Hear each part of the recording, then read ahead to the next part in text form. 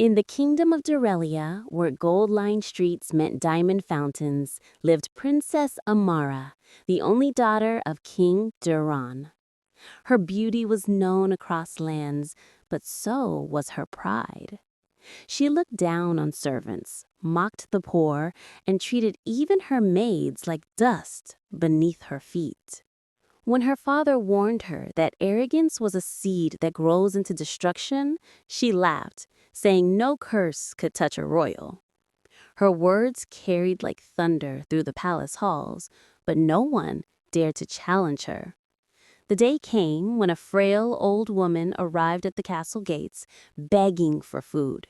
The guards turned her away, but Amara saw her and sneered. "You dare stand before me looking like that?" she mocked, tossing her golden cup of wine at the woman. The crowd gasped as the woman's eyes glowed faintly. "You have mocked the lowly long enough, princess," she said.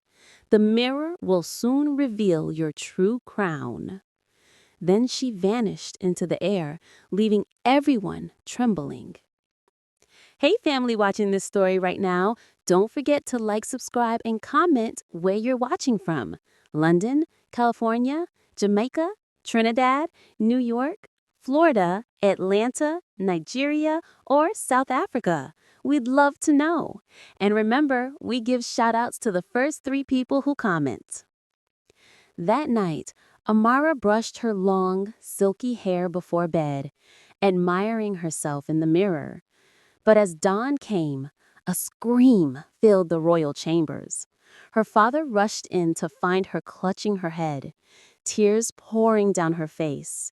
Every strand of her hair had fallen out. She was completely bald. The same servants she once mocked now covered their mouths in disbelief. Amara, the proud princess, was now the bald daughter of Dorelia. Princess Amara locked herself in her room for days. Curtains drawn, mirrors hidden, she refused to face anyone. The palace doctors searched scrolls of ancient cures, mixing herbs and oils, but nothing worked. Her hair did not grow back, not even a single strand. Every morning she woke with hope, and every morning she screamed again when her reflection showed the same shining scalp. The once arrogant princess, who boasted of her beauty, now hid under heavy veils and dark hoods. Even the wind felt like an enemy, capable of exposing her secret. Whispers spread like wildfire across the kingdom.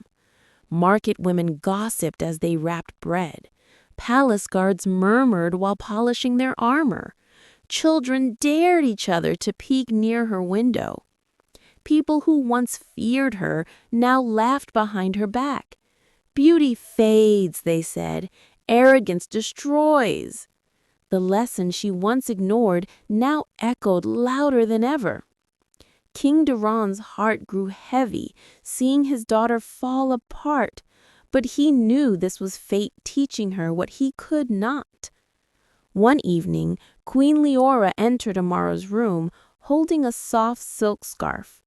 She sat beside her daughter, wiping her tears. "My child, your worth is not in your hair or your crown. You must learn to love beyond reflections." But Amara couldn't hear any wisdom. Her pride, wounded and furious, burned stronger than her desire to change. "I will fix this," she vowed. "If magic cost it, then magic will cure it." Without telling her parents, Amara began searching for the mysterious old woman. She demanded her guards bring every healer, sorcerer, and herbalist from distant lands. She believed power and wealth could solve anything. But curses do not break with gold, they break with humility. And that was the one thing Princess Amara still refused to show. Before sunrise, Princess Amara disguised herself in a dark cloak and slipped out of the palace with 2 guards. Her mission was clear: find the old woman and force her to reverse the curse. Rumors said the woman lived deep within the Forest of Echoes, a place feared by even the bravest knights. They rolled for hours through muddy paths and thick fog, the sound of unseen creatures echoing through the trees. The deeper they went, the colder it became. Even the birds were silent. When they reached a strange clearing filled with glowing blue flowers, the guards grew restless. "Your Highness," one whispered, "this place isn't safe. Let's return." But Amara snapped, "Cowards! I am your princess. Keep moving." Her pride echoed through the forest louder than her words. Suddenly, a shadow appeared behind her. The same frail old woman stepped out, her eyes glowing faintly once again.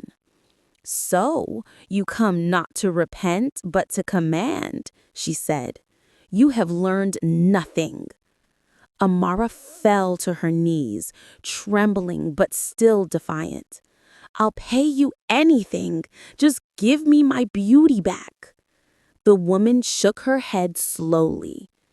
"Gold cannot buy grace. You mocked those who had nothing, and now you must walk in their shoes." The ground beneath Amara's feet began to tremble. A cold wind lifted her cloak as the woman's voice echoed. "Only when you serve the ones you once despised will your reflection change again." In a blink, the woman disappeared, leaving behind only the faint glow of her staff. Amara felt her pride break for the first time. She realized this journey was no longer about beauty. It was about redemption. Yet she still didn't understand how deep that lesson would go. Princess Amara returned to Dorelia a different woman on the outside, but still proud on the inside. Her bald head was now always covered with a scarf, and her eyes no longer carried the same spark. King Doron was relieved to see her alive, but disappointed by her silence. She said nothing of the curse, only that she needed to think. For the first time, she wandered through the city on foot without guards, wanting to understand the words of the old woman. What she saw shattered her heart. Beggars shivered by the city gates. Hungry children fought for crumbs near the baker's stall. Women carried heavy baskets through the dust while merchants shouted prices they couldn't afford. These were the same people she had mocked, people who once bowed before her with fear in their eyes. Now they barely noticed her, just another covered face in the crowd. A small girl stumbled before her, dropping a loaf of bread into the dirt. Without thinking, Amara bent to help her. The girl smiled and said, "Thank you, ma'am." That single word, "ma'am," not princess, hit Amara's chest harder than any insult ever had. From that day, Amara began to work quietly among the poor. She served soup, carried water, and cleaned the marketplace with her own hands. The same servants who once feared her now watched her in disbelief. She no longer ordered people around, she listened. She no longer bragged about her beauty, she hid her head in humility. Yet deep down, she wondered, was this enough to break the curse? Each night she prayed, not for her hair to grow back, but for peace. Slowly her heart softens like rain on dry soil. For the first time, she began to understand what true royalty meant. Not the crown on her head, but the kindness in her heart. Weeks passed, and Amara continued serving the people in silence. She scrubbed floors, washed clothes, and gave away her royal bracelets to buy food for hungry children. The streets that once echoed her arrogance now whispered her change. Slowly, her name began to spread again, but this time, not in fear or mockery. people spoke of a kind, bald woman who worked among them with grace and humility. Yet, deep within, Amara still feared looking into any mirror. The old woman's words haunted her. The mirror will soon reveal your true crown. One morning, as she fetched water from the well, a merchant called out to her. "You look familiar," he said, handing her a polished piece of metal that reflected her face. "You remind me of someone from the palace." Amara hesitated, her heart pounding. She looked into the metal for the first time in months and gasped. Her bald head was still bare, but there was something new. A faint golden glow shimmered around her, like a crown made of light. It wasn't the reflection of a spoiled princess, but of a woman reborn through humility. Amara fell to her knees, tears streaming down her cheeks. The people around her didn't understand, but she did. The curse was lifting, not through wealth, not through magic, but through compassion. The forest witch's words finally made sense. Serve the ones you despised, and your reflection will change. That night, when she returned to the palace, King Duran met her at the gates. "My daughter," he said softly, "I see now that you found your true beauty." Amara smiled faintly, realizing her father had always known the truth. Royalty without humility is emptiness. Days turned into weeks, and Amara's heart overflowed with peace. She no longer feared mirrors or whispers. She began teaching the palace children about kindness and forgiveness, often telling them stories about pride and redemption without ever revealing that she was the one in the story. One evening, as she prepared to sleep, she brushed her scalp gently, a habit she never truly let go of. But this time, something strange happened. Her fingers touched something soft. She rushed to the mirror and froze.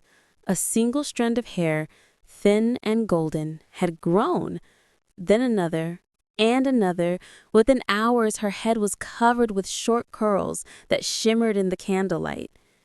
Her maid screamed in joy, calling for the king and queen. Queen Leora ran in with tears of relief, embracing her daughter tightly. King Duran smiled proudly, but said nothing. He simply placed his hand over her head and whispered, "Now you wear two crowns, one of beauty and one of grace." The palace bells rang that night as news spread across the kingdom. The princess's hair had returned. But this time, the people did not cheer for her beauty. They celebrated her kindness. From that day, Amara opened a royal house for the poor and made it a law that no one in Dorelia should go hungry. Her reflection no longer frightened her. Instead, it reminded her of how far she had come, from pride to humility, from vanity to virtue. And as she walked through the city streets, the same people who once mocked her now bowed with love and respect, whispering, "Long live the humble princess." Months passed, and Princess Amara's story became a legend in Dorelia. She was no longer known for her golden hair or royal gowns, but for the way she knelt beside the poor, listened to their pain, and lifted them with compassion. The people called her Amara the Gentle, and her palace became a refuge for anyone in need. Every morning she began her day in the same marketplace where she once mocked others, sweeping the ground with her own hands. Her humility made her glow brighter than any jewel she had ever worn. One morning, as she gazed at her reflection in the palace fountain, the water shimmered and revealed her face surrounded by a crown of pure light. It was not made of gold, nor of jewels, but of the kindness she had given freely. The curse had not only been broken, it had transformed her into something greater. The old woman appeared again, smiling faintly from the reflection. "You have learned, my child," she said softly. True royalty lies not in pride, but in service. Then she vanished once more, her task complete. Before we end this beautiful story, don't forget to like, subscribe, and tell us where you're watching from. London, California, Jamaica, Trinidad, New York, Florida, Atlanta, Nigeria, or South Africa. We'd truly love to know. And remember, we give special shoutouts to the first 3 people who comment. Mikey Drop. From that day forward, Amara ruled with gentleness, teaching her people that love and kindness are the greatest crowns one can wear. And whenever pride tried to whisper back into her heart, she touched her hair and remembered the time when she had none, and how that emptiness gave her everything. Moral lesson: pride can blind even the most beautiful soul, but humility restores what arrogance destroys. True beauty does not lie in what you wear or how you look. It shines through how you treat others.